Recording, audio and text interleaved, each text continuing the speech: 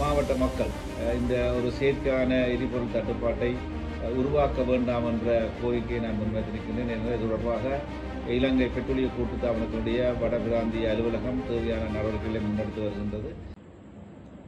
யாழ்ப்பாணத்திலே இன்றைய தினம் ஒரு எரிபொருளுக்கான செயற்கை தட்டுப்பாட்டு நிலவரம் உருவாகி இருப்பதாக அறிய கிடக்கின்றது.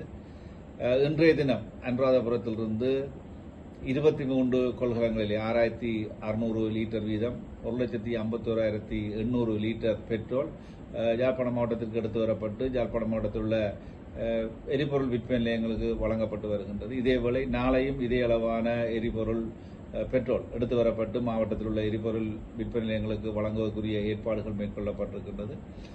இதேபோல அண்மையிலே திறந்து வைக்கப்பட்ட காங்கேசந்துறை எரிபொருள் சேமிப்பு நிலையத்திற்கும் தொடர்ச்சியாக எரிபொருள் எடுத்து வரப்பட்டு சேமிப்பதற்குரிய நடவடிக்கைகள் முன்னெடுக்கப்பட்டு வருகின்றது. ஆகவே அந்த வகையிலே மாவட்ட மக்கள் இந்த ஒரு செயற்கையான எரிபொருள் தட்டுப்பாட்டை உருவாக்க வேண்டாம் என்ற கோரிக்கையை நான் முன்வைத்திருக்கின்றேன். எனவே தொடர்பாக இலங்கை பெட்ரோலிய கூட்டுத்தாபனத்தினுடைய வடபிராந்திய அலுவலகம் தேவையான நடவடிக்கைகளை முன்னெடுத்து வருகின்றது.